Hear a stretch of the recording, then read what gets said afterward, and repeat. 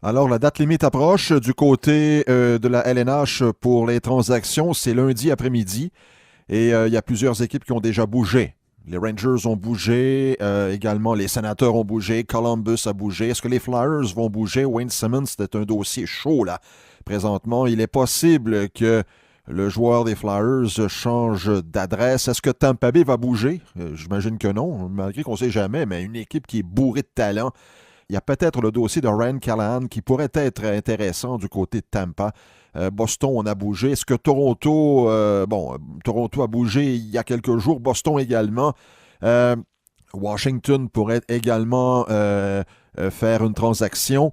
Lorsque je regarde le classement, il y a, entre guillemets, congestion au niveau des 7e et 8e places. Et le Canadien va batailler avec Columbus, avec la Caroline, Pittsburgh. Il y a même les Flyers avec 65 points. Et n'oublions pas Buffalo à 66. Alors, il y a quoi? Il y a 2 places pour plusieurs équipes.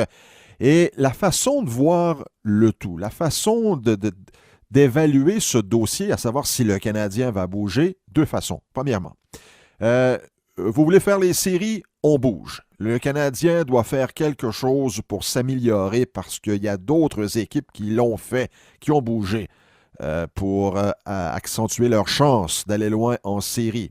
Ça, c'est la... Et aussi, certains vont dire le Canadien n'est pas pire, n'est pas mieux que plusieurs équipes, alors un petit plus pourra faire une grande différence. L'autre chose, et moi j'abonde dans l'autre scénario, même si le Canadien prend part aux séries, le Canadien risque, je dis bien, d'affronter en première ronde Tampa Bay. Est-ce que vous croyez aux chances du tricolore contre le Lightning? J'ai déjà dit, et c'est vrai, une fois en série, tout peut arriver. Mais est-ce qu'on va établir une politique d'équipe sur des possibilités comme celle-là?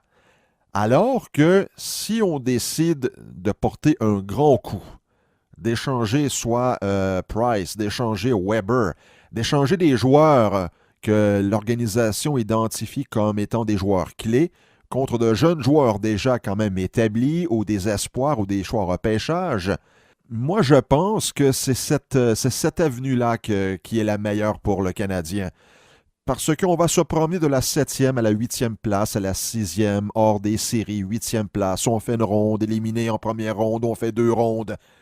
C'est le Canadien des dernières années. Alors moi, je regarde vers le passé pour tenter d'évaluer l'équipe d'aujourd'hui et faire une projection pour l'avenir. C'est pour ça que je porterai un grand coup et que j'échangerai par exemple un Price. Mais je sais très bien que Marc Bergevin ne fera pas ça. En tout cas, du moins pas pour l'instant. Peut-être dans l'avenir. Mais l'avenir, hein, mesdames, messieurs, l'avenir devrait être prochainement parce que Price a 32 ans. Il a encore une très bonne valeur marchande.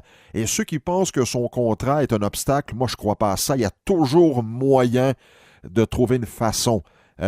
Il s'agit que la direction soit motivée de le faire. Alors, est-ce que le Canadien va tenter de faire une transaction d'ici lundi après-midi? Laissez vos commentaires, on échange là-dessus, j'ai bien hâte de vous lire.